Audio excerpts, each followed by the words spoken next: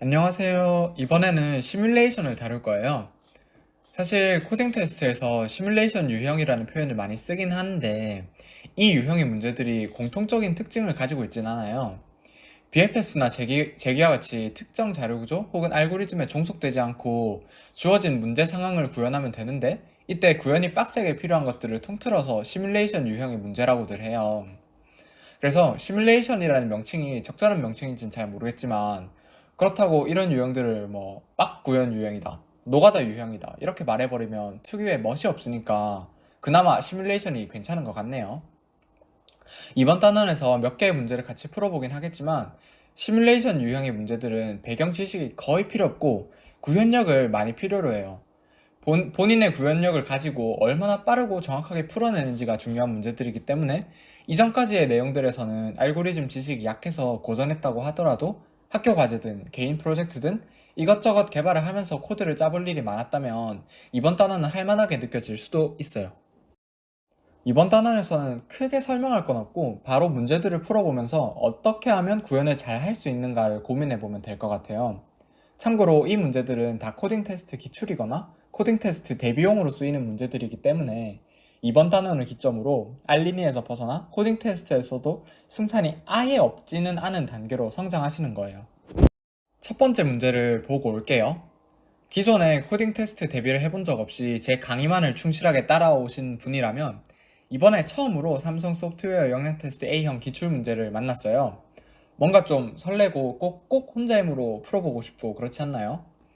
원래 삼성 소프트웨어 역량 테스트 A형은 3시간에 두 문제를 주니 1솔브만 목표로 잡더라도 3시간 안에 이 문제를 풀어야 하지만 첫 문제인 만큼 5시간이 걸리더라도 아니면 하루 종일 붙잡고 있어야 하더라도 상관없으니 꼭 혼자 힘으로 시도해보면 좋겠어요. 구현이 조금 어려울 수는 있지만 아예 시도조차 못할 난이도는 아닌 것 같아요. 거듭 말하지만 시도를 안 해보고 그냥 강의나 이어 들어야겠다고 생각하는 분 있으면 꼭 한번 시도해보세요. 직접 코드를 작성하고 주어진 예제를 통해 발레를 찾아 고치고 맞은 줄 알았는데 제출을 했는데 틀려서 코드를 다시 들여다보면서 고민하는 과정들을 거치면서 단순히 강의만 들어서는 얻을 수 없는 많은 것들을 알게 될 거예요. 혹시 지금 휴대폰으로 강의를 보고 있다거나 해서 코딩이 불가능하면 적어도 이 문제만큼은 직접 시도해보고 설명을 들을 수 있게 여기서 강의를 그만 보고 다음에 코딩이 가능한 환경일 때 다시 보시는 걸 추천드려요. 이렇게 문제를 다들 시도해보셨을 텐데 어땠는지 궁금하네요. 정답을 받는데 성공하신 분들은 모두 축하드려요. 박수 박수.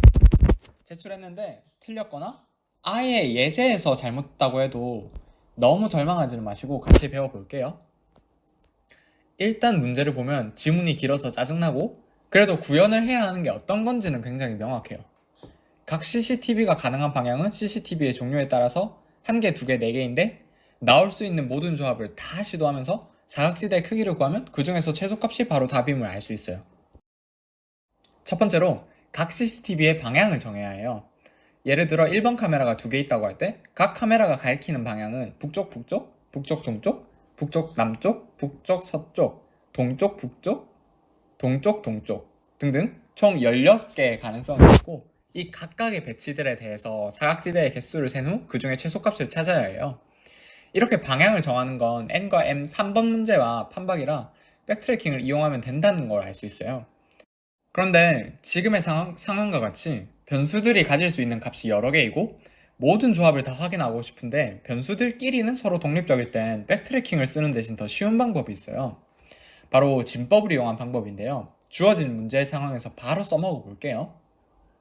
가능한 방향의 종류가 4개이니 사진법을 쓰면 되고 1번 카메라가 3개일 때 0부터 63까지의 수를 사진법으로 나타내면 000, 001, 땡땡땡에서 332, 333까지 가죠. 그리고 각각의 자리를 방향 3개에 대응시켜요. 중간에 39로 예를 들어보면 39는 사진법으로 2, 1, 3이니까 방향을 2, 1, 3으로 둘 수 있겠죠. 이렇게 하면 총 64가지의 모든 조합을 다 확인해 볼 수 있어요. 그러면 0부터 63까지의 수를 사진수로 바꾸고 각 자릿수를 얻는 방식으로 코드를 짜야겠다는 생각이 딱 드는데 어떻게 해야 할지 알겠나요? 이걸 이전에 본 적이 있으면 바로 알 거고 그렇지 않으면 감이 잘 안 올 텐데 일단 10진수에서의 상황을 한번 볼게요. 지금 수 3461에서 3, 4, 6, 1을 추출하고 싶어요.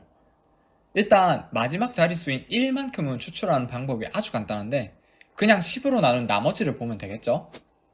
이 다음이 문제인데 과감하게 3461을 10으로 나눠요. 그러면 정수 나눗셈의 특성상 자연스럽게 1의 자리를 버릴 수 있게 돼요.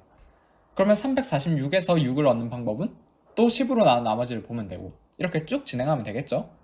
이렇게 10진법에서의 자릿수를 추출하는데 성공했어요. 이걸 4진법에서도 똑같이 하면 돼요.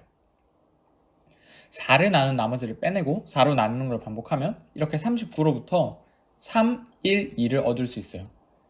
그리고 이걸 CCTV가 0부터 63에 대해 수행하도록 코드를 짜면 이렇게 돼요.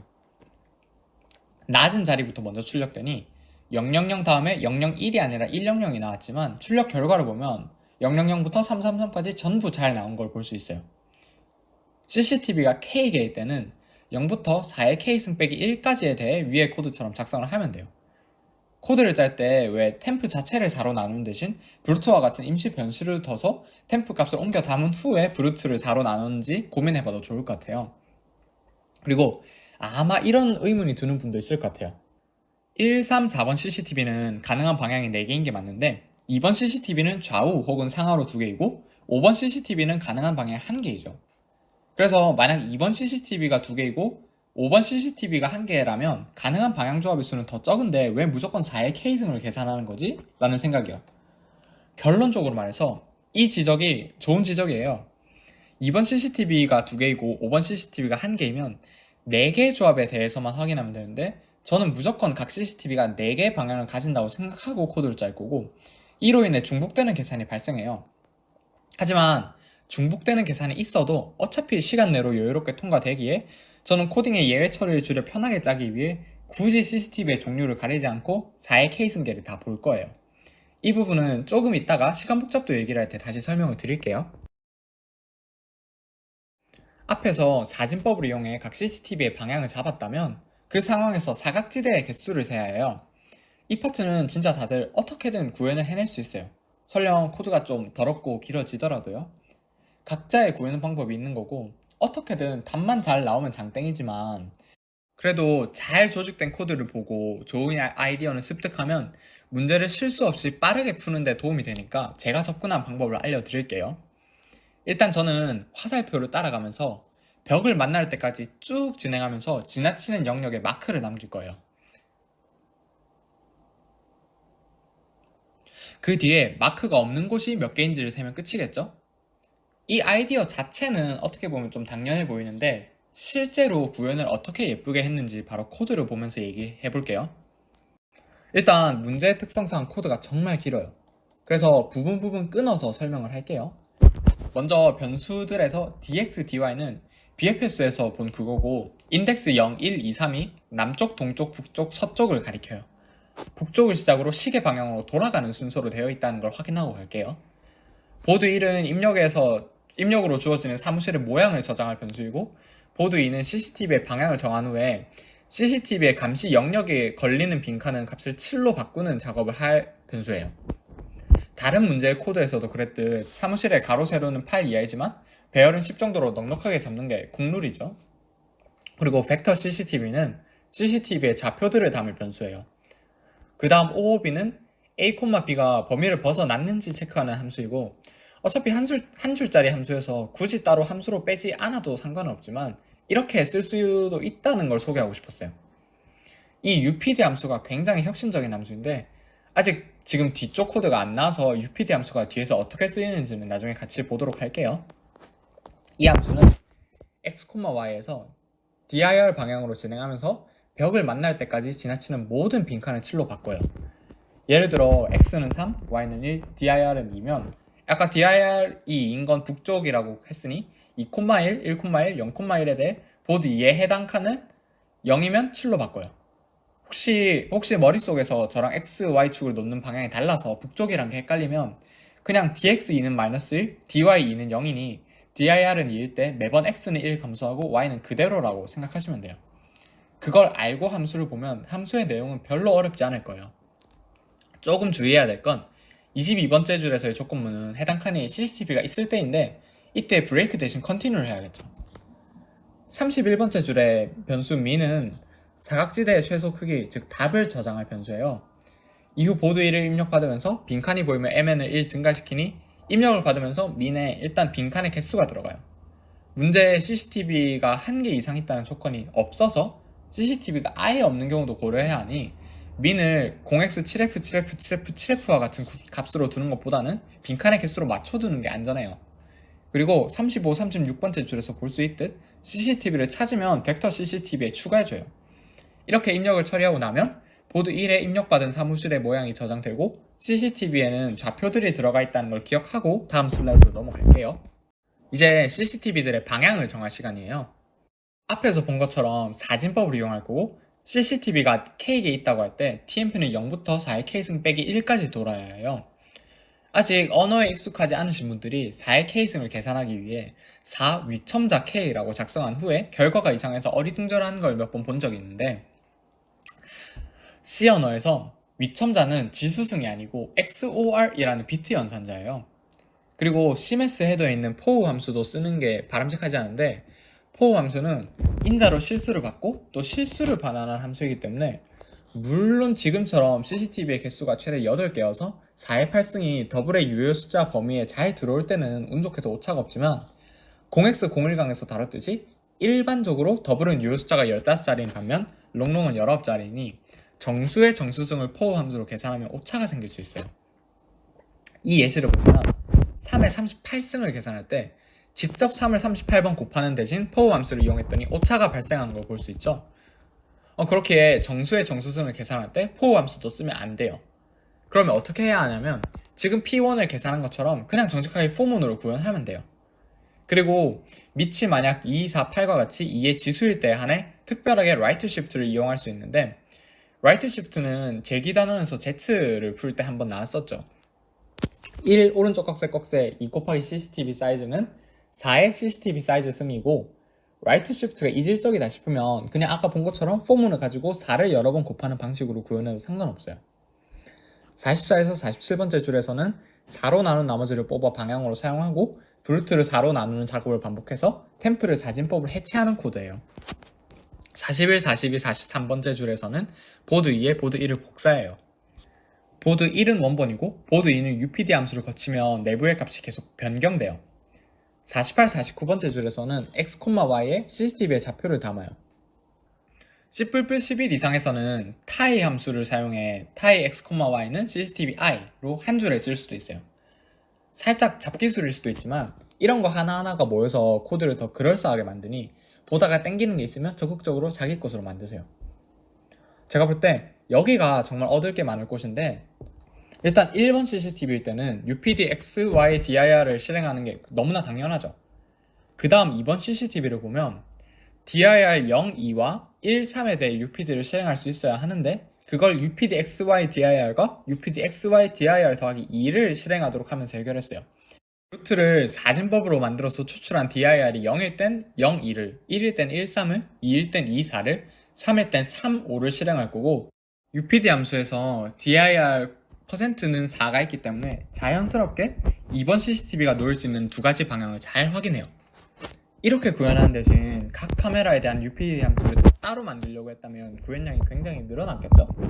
틀렸을 때 오류를 찾아 바로잡기도 힘들 텐데 UPD 함수를 한 개만 두고 방향으로 잘 조절해서 코드를 깔끔하게 짰어요. 이후 3번, 4번, 5번 카메라도 지금의 코드가 맞는지 한번 생각해 주세요. 이렇게 시뮬레이션을 끝낸 뒤에는 빈칸의 개수를 세고 민을 갱신해주면 돼요. 그리고 모든 방향에 대해 확인한 후에는 민을 출력해요. 76번째 줄과 77번째 줄과 같이 코드를 쓰면 타이핑을 아낄 수 있어서 본인이 헷갈리지 않는 선에서는 참고를 좀 하셔도 좋을 것 같아요. 지금 설명한 것들이 GitHub에는 주소로 달려있으니 참고해 보시고 이해가 갔다 싶으면 제 코드 없이 직접 한번 짜보세요.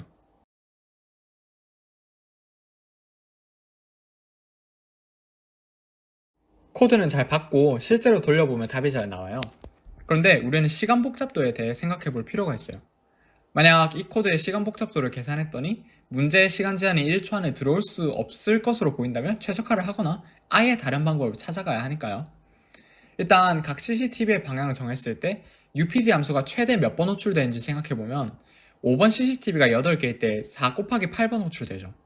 그리고 UPD 함수는 한 줄을 따라 올라가며 해당 칸이 0인지 확인하는 과정을 거치기 때문에 UPD 함수의 계산량은 NM의 최대 크기인 8로 잡으면 돼요.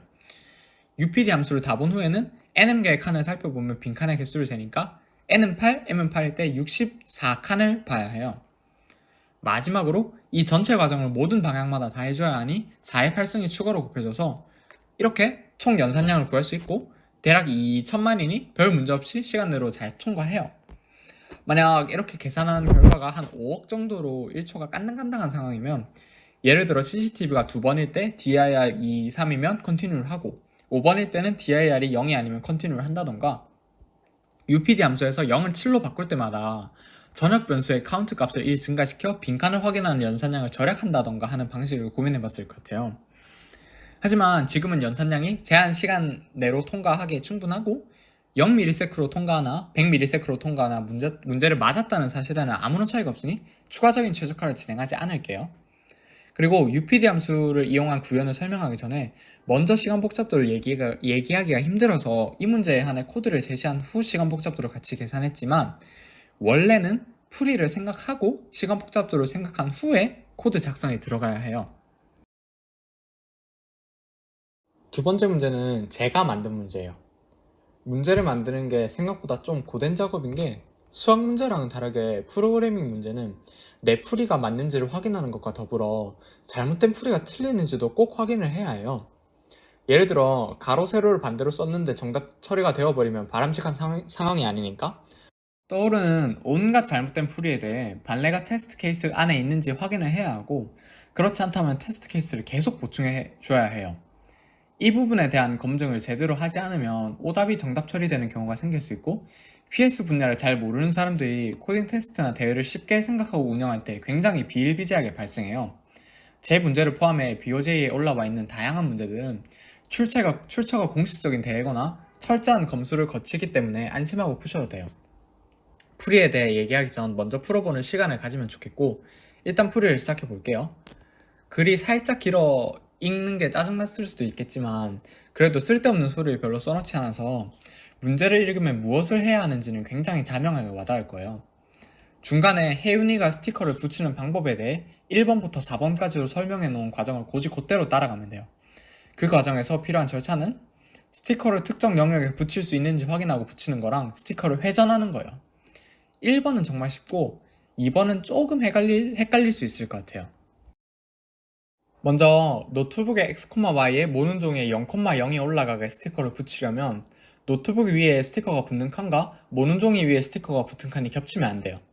모는 종이가 올라가는 모든 칸에 대해 노트북과 모는 종이에 스티커가 겹치는 칸이 있는지를 확인하고 겹치는 칸이 없어서 스티커를 붙이는 게 가능하다면 노트북을 나타내는 변수의 값을 갱신하면 끝이죠. 이 부분을 함수로 이렇게 만들 수 있어요.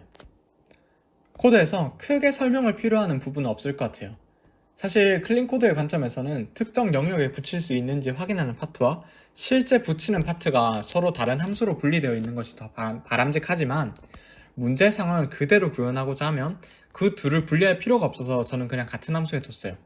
이 부분은 취향 차이라고 생각해요. 그리고 애초에 이 코드를 따로 함수로 빼내는 대신 메인에 다 싹 다 때려 박아도 되긴 하지만 함수로 빼는 게 구조적으로 이쁠 거예요. 두 번째는 스티커의 회전인데 이런 식으로 2000 배열에서 회전이나 뒤집기 등을 해야 하는 문제들이 종종 있어요. 몇 번 하다 보면 익숙해지지만 처음 시도해보면 좀 많이 헷갈릴 텐데 구현에 조금이나마 도움이 될 팁을 알려드릴게요. 어떻게 하면 좋냐면 직접 종이에 좌표를 써두고 돌려보는 거예요. 크기가 3 곱하기 4인 배열 A를 돌리면 이렇게 돼요. B 각 칸의 값을 A로 나타내면 이렇게 식을 뽑아낼 수 있고 90도 돌린 모양 자체에 신경 쓰기보다는 그냥 수에서 규칙을 찾는다고 생각해보면 좋을 거예요. 그런 관점에서 보면 B의 행값이 A의 열로 갔고 B의 열값은 A의 행값으로 갔는데 012가 210으로 뒤집어서 갔네요. 결론적으로 B의 x, y는 A의 3 빼기 1 빼기 y, x임을 알 수 있어요. B의 행값이 x이니 A의 열값은 x이고 B의 열값이 y이니 A의 행값은 3 빼기 1 빼기 y예요. 2 빼기 y를 왜 3 빼기 1 빼기 y로 쓰냐면 3이 처음 배열 A에서 행의 크기이기 때문에 그래요. 배열 A가 R 곱하기 C였다면 Bx, Y는 A의 R 빼기 1 빼기 Y X가 돼요. 지금 이렇게 좌표를 써놓고 직접 돌려보면 그다지 어렵지 않게 직사각형의 회전을 구현할 수 있어요. 나중에 배열을 뒤집거나 기타 다른 연산을 직사각형에서 수행하더라도 지금처럼 하면 돼요. 그래서 변수 페이퍼를 90도 회전하는 함수는 이렇게 작성할 수 있어요. 페이퍼의 값을 템프에 옮겨 담았다가 페이퍼 i, j는 템프 r 빼기 1 빼기 j, i로 옮겨왔어요. 함수를 실행하기 전에 페이퍼의 크기가 r 곱하기 c인데 함수를 실행하고 나면 가로 세로를 바꿔서 c 곱하기 r이 되어야 하니 r과 c를 바꿔야 하고, 굳이 t는 r, r은 c, c는 t와 같이 직접 수압을 구현할 필요 없이 유틸리티 헤더 안에 있는 수압 함수를 이용했어요. 이제 구현만 하면 끝이지만 그 전에 시간 복잡도를 한번 생각해보고 갈게요. 우선 각 모는종에 대해 노트북에 넣을 수 있는지 확인하는 위치는 4 곱하기 40 곱하기 40개예요. 모는종의 0,0을 4개의 회전 방향 각각에서 노트북의 0,0부터 n-1, n-1에 맞춰볼 테니까요. 물론 엄밀하게는 모는종이가 크면 위치의 개수도 줄어들지만 일단은 그냥 느슨하게 계산해볼게요. 그리고 모는종이를 특정 위치에 놓을 수 있는지 확인하기 위해 필요한 연산은 모는종이의 최대 크기인 10 곱하기 10이에요. 아까 pasteAble을 함수를 보면 알겠지만 이중 포문을 돌며 각 모는종의 칸을 확인해야 하기 때문에 그래요. 그리고 마지막으로 스티커는 100개여서 총 연산량은 6400만이고 시간 제한 2초 안에는 충분히 결과가 잘 나옴을 알 수 있어요. 그리고 지금 이 시간 복잡도는 사실 최악의 최악을 상정한 거예요. 어떤 스티커를 시작하자마자 바로 붙이는 데 성공했다면 그 스티커에 대해 6400개의 위치를 다 볼 필요가 없고, 또 모는종이를 특정 위치에 놓을 수 있는지 매번 100개의 칸을 전부 다 보아야 판단 가능한 건 아니죠. 어떨 땐 시작하자마자 1이 겹쳐서 바로 붙일 수 없다는 결과를 받을 수도 있을 테니까요. 그래서 최악을 상정해도 2초 내로 널널하다는 것을 알고 코딩에 들어가면 되고, 실제로 구현을 해서 제출해보면 효율적으로 짰을 때 C++ 기준 20ms 안에 잘 통과돼요. 이제 앞에서 만든 저 두 함수를 가지고 규칙에 맞게 스티커를 붙이기만 하면 끝이에요. 엮어서 만든 전체 코드를 같이 볼게요. 일단 변수는 문제에서 주어진 변수명을 그대로 따라갔어요. 모는종이는 들어오는 대로 바로바로 붙일 거라 R과 C가 배열일 필요가 없어요. 노트는 노트북의 모양을 의미하고 0은 비어있는 칸, 1은 스티커가 붙은 칸을 의미해요. 로테이트 함수와 페이스트업을 함수는 앞에서 설명했으니 넘어가고, 공간의 한계로 일단 변수를 입력받는 곳까지만 잘랐어요. 모는종이를 K에게 입력받으니 while K-로 써서 while문을 K번 반복하도록 했고, 페이퍼 변수에 모는종이가 잘 들어있어요. 그 다음을 이어서 볼게요. 문제를 보면 먼저 스티커를 돌리지 않고 붙일 수 있는 곳이 있는지를 확인한 후에 자리가 없으면 90도 회전하니 회전을 위한 포문이 바깥쪽 포문에 있어야겠죠. 그 다음에 있는 isPaste 변수는 붙이는 데 성공했으면 포문을 탈출할 목적으로 둔 변수예요. 그 뒤에는 모는종의 0,0이 노트북의 x, y에 붙을 수 있는지 보면 돼요. 페이스트앱을 함수 안에서 붙일 수 있다면 바로 노트의 변수의 값까지 갱신한 후 반환하기 때문에 49, 50번째 줄과 같이 코드를 구성하면 돼요. 이때 x와 y의 범위가 조금 헷갈릴 수 있는데 삐끗하면 1차이로 오답이 날 수 있으니 이런 인덱스에 심혈을 기울여야 해요. 헷갈릴 땐 변수들에 직접 값을 넣어서 생각해보는 것도 도움이 돼요. 예를 들어 n이 7이고 r은 5면 x는 0, 1, 2까지만 모른종이를 올려볼 수 있겠죠. 특히 0인덱스드와 1인덱스드를 오가다 보면 헷갈리기 쉬워서 아무쪼록 이런 실수로 힘들게 푸는 문제를 어처구니 없이 틀리지 않도록 조심해주세요. x, y를 다 돈 이후에 isPaste가 true면 탈출하고 아니면 모는종이를 회전시켜요. 엄밀히 말해 ROT가 3일 때는 로테이트를 실행시키는 게 시간 낭비이지만 시간 복잡도에서의 관점에서는 큰 차이는 없어서 별도의 처리는 하진 않았어요.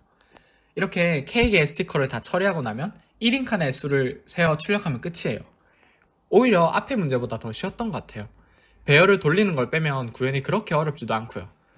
혹시 혼자 힘으로 푸는데 실패하셨다면 지금 다시 시도해보는 시간을 가질게요.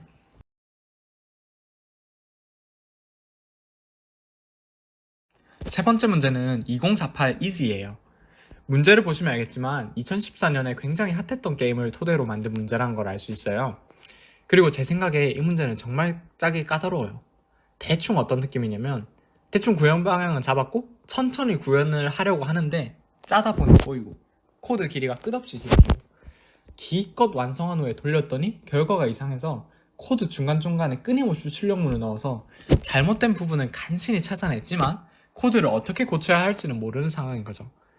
시간을 엄청 쏟았지만 결국 해결하지 못해 다른 사람의 코드를 찾아보니 신기하긴 한데 내가 직접 다시 짜보려고 한다면 자신은 없어서 막막한 그런 느낌을 이전에 혼자 공부하면서 받아본 분이라면 공감할 거예요. 힘들더라도 역시 답은 노밖에 없으니 힘내서 계속 가볼게요. 일단 이 문제도 구현해야 하는 걸 두 가지로 정리할 수 있는데, 첫 번째는 게임판을 기울이는 걸 시뮬레이션하는 부분이고, 두 번째는 5번 기울이는 모든 상황을 테스트하는 거예요. 1번은 구현이 좀 어려울 수 있지만 딴 건 몰라도 2번은 진짜 무조건 짤 수 있어야 해요. 이건 그냥 대놓고 감시해서 CCTV의 방향을 정하는 것과 완전 똑같으니까요.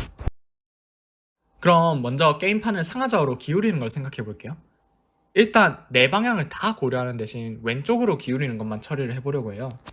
그나마 다행인 거라고 하면 각 행끼리는 독립적으로 연산이 이루어지기 때문에 우리는 한 행 단위만 처리를 할 수 있으면 그걸 각 행마다 따로 돌려주면 되니까 한 행만 어떻게든 할 수 있으면 되는 거예요.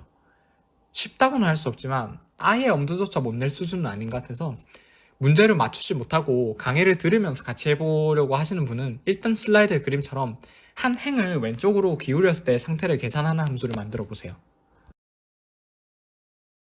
코드를 짜는 방법은 정말 다양하고 어떻게 짰든 간에 답만 잘 나오면 장땡이지만 남의 구현을 보면서 배워가는 게 있을 수 있으니 먼저 제 방식을 설명드릴게요.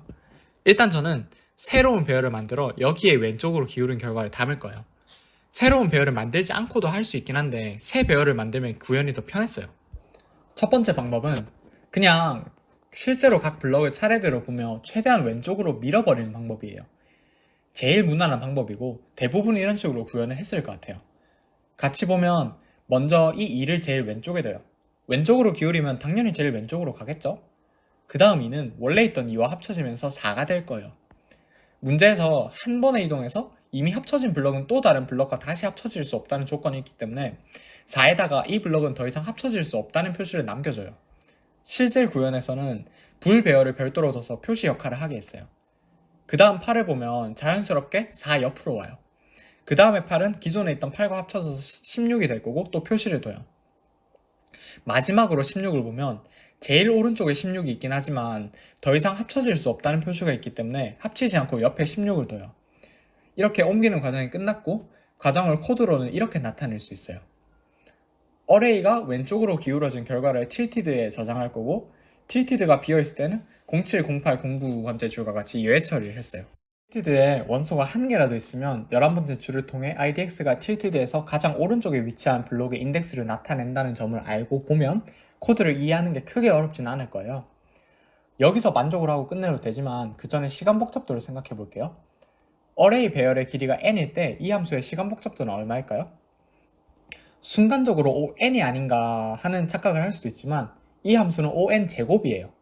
바로 idx를 찾는 12번째 줄의 연산 때문에 그런데 각 어레이 i에 대해 tilted idx는 0인 idx를 찾기 위해 idx 를 매번 최대 n번 해야 하니 시간 복잡도는 on 제곱이 돼요. 실제로 어레이 배열에 2가 꽉 차 있다면 그 상황에서 이 함수를 실행했을 때 on 제곱의 시간이 필요함을 알 수 있어요. 이 문제에서 보드의 가로 세로는 크기가 최대 20이기 때문에 사실 on 제곱이라고 한들 아무 상관이 없어요. 하지만 이 기울임을 on에 처리할 수 있기 때문에 한 번 다루고 넘어갈게요. 아까의 코드는 현재와 같은 상황에서 16이 들어갈 자리를 찾기 위해 이렇게 블록을 만날 때까지 한 칸씩 왼쪽으로 이동하는 연산을 했죠. 그리고 이 이동은 최악의 경우 on을 필요로 해요. 그런데 사실 16이 들어갈 자리는 너무나 자명하게 O1에 구할 수 있어요. 그냥 tilted 배열의 원소가 몇 개 있는지만 별도로 가지고 있으면 굳이 이런 연산을 할 필요가 없이 바로 tilted 배열에서 제일 오른쪽 원소의 위치를 알 수 있어요. 코드를 한번 볼게요. 시간 복잡도도 개선됐지만 애초에 코드 길이 자체가 꽤 짧아졌는데 이 코드를 이해하기 위해서는 idx라는 변수가 어떤 역할을 하고 있는지를 알면 돼요. idx는 다음 어레이에서의 블록이 들어갈 수 있는 위치를 의미해요. 만약 tilted idx가 0이라면 그곳은 비어있는 곳이니 새 블록을 자연스럽게 놓으면 되고 tilted idx가 0이 아니면 IDX가 가리키는 블록이 새로 추가되어 아직 합쳐지지 않은 블록을 의미해요. 그렇기 때문에 tilted IDX가 0이 아닐 때 실행되는 9번째랑 11번째 줄의 조건문에서 tilted IDX와 array i가 같은지 확인하는 거고, 두 값이 같다면 tilted IDX의 값을 2배 한 후 IDX를 1 증가시켜요. IDX의 역할을 단순히 0인 칸 혹은 가장 오른쪽의 블록을 가리키게 하는 대신 블록이 합쳐질 수 있는지도 처리할 수 있게 둬서 머지드 배열이 필요가 없어졌어요. IDX 뿔뿔 IDX가 너무 헷갈리면 두 줄로 풀어 써서 생각하셔도 좋고, 코드가 잘 와닿지 않으면 직접 몇몇 예시들을 넣고 포문을 도는 동안 변수들의 값이 어떻게 바뀌나 확인해보면 금방 이해가 갈 거예요. 지금 이 코드는 ON이니까 앞에 코드보다 이게 더 시간 복잡도 측면에서 좋아요. 앞에 코드를 쓰나 이 코드를 쓰나 n이 작기 때문에 통과되는 건 똑같기 때문에 이번 슬라이드에서 다룬 내용을 모른다고 큰 문제가 있는 건 아니지만 짚고 넘어가 볼 만한 내용인 것 같아서 소개를 드렸어요. 이렇게 우린 한 줄을 왼쪽으로 기울이는 코드를 짰고 이걸 각 행에 대해 실행하기만 하면 되니 보드를 왼쪽으로 기울이는 것까지는 잘 처리했어요. 그런데 보드를 왼쪽으로만 기울이는 게 아니라 오른쪽, 위쪽, 아래쪽으로도 기울이기 때문에 아직 갈 길이 멀어요. 제일 마음 편하게 가자고 하면 왼쪽을 구현한 것처럼 오른쪽, 위쪽, 아래쪽 각각을 따로 구현하면 되고, 비록 비슷한 코드가 4번에 걸쳐 들어선다는 점과 어딘가 잘못된 점을 찾았을 때 네 군데를 다 고쳐야 할 수 있다는 점이 좀 성가시긴 하지만 달리 방법이 없어 보여요. 당장 저도 이 문제를 2018년에 처음으로 풀었는데 그때는 각 방향에 대해 따로 구현을 했어요. 그런데 왼쪽으로 기울이는 코드만 가지고 오른쪽, 위쪽, 아래쪽으로 기울이는 효과를 다 줄 수 있는 방법이 있어요. 약간의 기하학적 아이디어를 딱 떠올리면 문제를 아주 쉽게 날로 먹을 수 있는데 어떻게 하면 좋을까요? 잠시만 생각해보는 시간을 가질게요. 방법은 바로 보드 자체를 회전시키는 거예요. 지금 우리는 L쪽으로 기울이는 코드를 가지고 있는데 D쪽으로 기울이고 싶으면 보드를 시계 방향으로 90도 회전하면 되겠죠. 나머지 두 방향도 각각 180도, 270도로 돌리면 돼요. 2차원 배열의 회전은 마침 스티커 붙이기 문제에서 다뤘으니 그걸 그대로 가져다 쓰면 되겠죠. 실제 틸트 함수를 같이 볼게요. dir은 0에서 3까지의 값이 들어와서 앞에서 말한 대로 각각 0, 90도, 180, 270도를 회전하게끔 하는 변수예요. 예를 들어 dir은 1일 때 시계 방향으로 90도 돌려서 아래쪽으로 기울인 것과 같이 만들었는데, 기울이는 작업을 끝낸 후에는 반시계 방향으로 90도 돌려서 원래 방향으로 맞춰야 하지 않나 하는 생각이 들 수 있어요. 즉 엄밀히 말해 지금 틸트 함수는 dir은 1일 때 단순히 보드 2를 아래쪽으로 기울인 결과를 보드 2에 담는 함수가 아니라 아래쪽으로 기울인 후 시계 방향으로 90도 돌린 결과를 보드 2에 담는 함수예요. 읽는 입장에서 혼동을 덜하게 하려면 함수 끝에 반시계 방향으로 90도 돌리는 연산을 넣어주는 게 좋지만, 결론적으로 말해서 굳이 방향을 원래대로 맞추지 않아도 문제가 없어서 돌려주지 않고 끝내는 거고, 틸트 함수만이 아닌 전체 코드를 보면 이해가 갈 거예요. 일단 계속 진행해 볼게요. 그 다음으로 5번 기울이는 각각의 방향을 정하는 건 무조건 할 수 있으셔야 하는데 감시 문제에서 한 것과 똑같이 하면 돼요. 보드 1 배열은 입력받은 보드의 원본이고 매번 보드 2에 보드 1을 복사해 보드 2를 변형시킬 거예요. 아까 틸트 함수에서도 보드 2의 값을 바꿨죠? 이제 필요한 건 다 있으니 전체 코드를 만들면 돼요.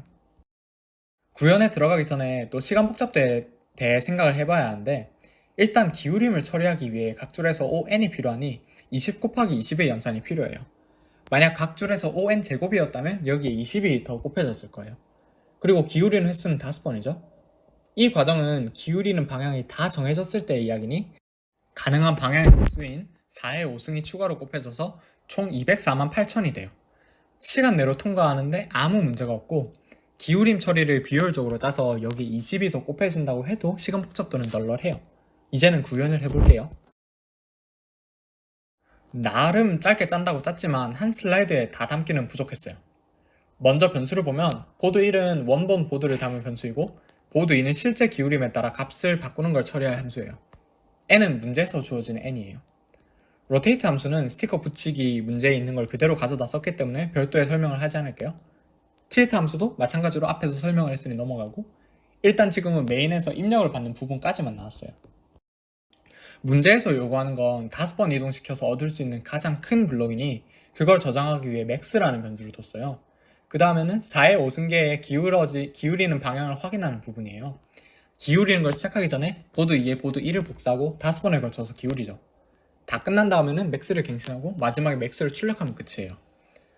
틸트 함수를 설명할 때 말했듯이 틸트 함수는 dir이 0일 때 왼쪽으로, 1일 때 아래쪽으로, 2일 때 오른쪽으로, 3일 때 위쪽으로 단순히 기울이기만 하는 함수가 아니에요.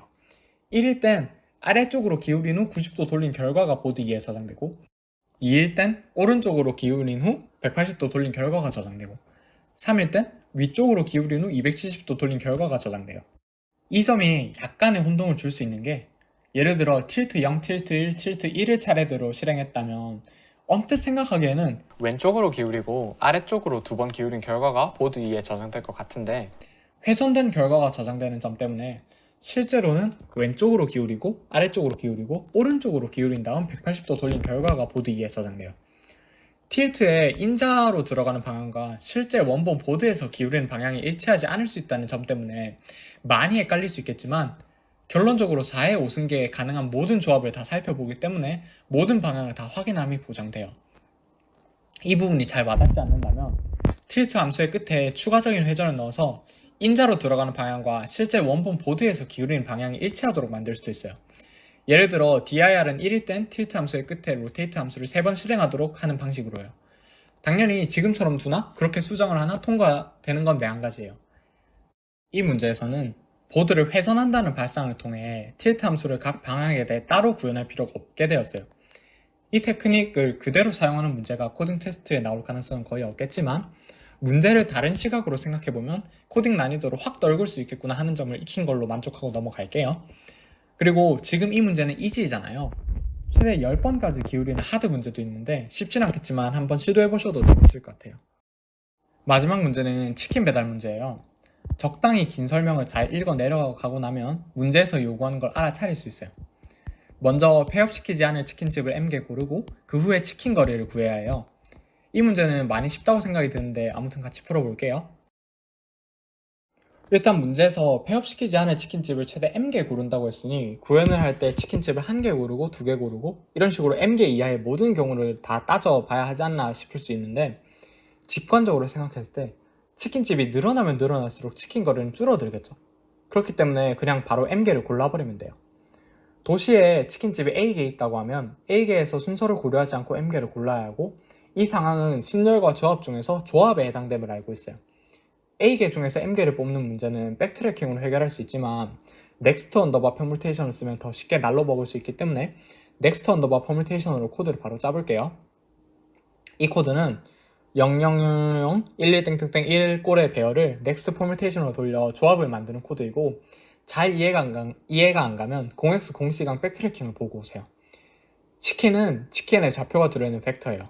만약 치킨집이 5개이고 M이 2라고 하면 브루트는 00011이 되어서 치킨집 2개를 선택할 수 있도록 해요. 이렇게 하면 모든 조합을 다 확인할 수 있어요.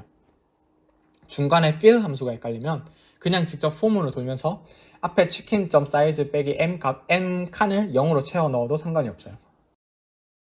그 다음으로는 치킨 거리를 구하면 되는데, 이건 그냥 각각의 집에 대해 치킨 집과의 거리를 다 따져보면 되니까 어려운 게 없을 것 같아요. 코드에서 house는 집에 좌표가 들어있는 벡터예요. 브루트 i가 1인 i들에 대해 치킨 i와 h의 거리를 재어서 tmp를 갱신해주면 tmp에 해당 집의 치킨 거리가 들어가겠죠? i가 0부터 치킨.size 빼기 1까지 다 돈 후에는 dist의 tmp 값을 추가해주면 돼요. 이 과정의 시간 복잡도를 살펴볼게요. 먼저 도시의 치킨 거리를 구하려면 각 집에 대해 모든 치킨집과의 거리를 다 계산해야 하니 100 곱하기 13이 필요하고, 폐업시키지 않을 치킨집을 뽑는 경우의 수는 가장 클 때 13개에서 6개를 뽑는 경우이니 13 콤비네이션 6이 추가로 곱해져서 223만 800이 돼요. 13 콤비네이션 6의 의미를 모르겠거나 13 콤비네이션 6을 계산하는 방법을 모르겠거나 치킨집을 뽑는 경우의 수가 가장 클 때 13 콤비네이션 6인 이유를 모르겠다면 고등학교 수학이나 이산 수학에서 순열과 조합적을 검색해서 간단하게 살펴보고 오시면 좋을 것 같아요. 폐업시키지 않을 치킨집을 뽑는 경우의 수가 가장 클 때 13 콤비네이션 6인 것만 간단하게 짚고 넘어가자면, 일단 치킨집이 13개일 때 가장 크다는 건 직관적으로 와닿을 거고, 13 콤비네이션 x가 가장 큰 값을 가지려면 x가 2분의 13에 최대한 가까워야 해요. 그래서 x가 6 혹은 7일 때 최대예요. 구현은 크게 어렵지 않아요. 크게 설명이 필요한 부분은 없어 보여서 넘어갈게요. 32번째 줄에서 쓰인 ABS는 말 그대로 절대값을 계산하는 함수이고 CSTD립 헤더와 CMS에 잘 정의가 되어 있기 때문에 정수든 실수는 문제없이 잘 계산해줘요. 난이도가 크게 높지는 않지만 앞에 연습 문제들 중에서 넥스트 언더바 포뮤테이션을 쓰는 문제가 없었어서 하나 끼워 넣어 봤어요. 만약 이런 문제가 출제된다면 감사합니다 하고 바로 파바바 코딩한 후에 빠르게 다음 문제로 넘어갈 수 있어야 해요. 이 단원의 문제들은 죄다 구현이 빡세서 한 문제 한 문제가 많이 힘들 거예요. 그래도 본인 힘으로 풀어봐야 실력이 느니까 오늘 다룬 문제들을 포함해서 그룹에 있는 문제들을 꼭 풀어보세요. 푼 뒤에는 다른 사람의 코드를 참고해서 좋은 코딩 습관이나 아이디어를 마구 참고하시고 혹시 도저히 혼자 힘으로 풀지 못하고 다른 사람의 도움을 받아 문제를 해결했다면 철저히 익힌 다음 시간이 지난 후에 스스로 다시 한번 풀어보세요. 그럼 다음 시간에 만나요.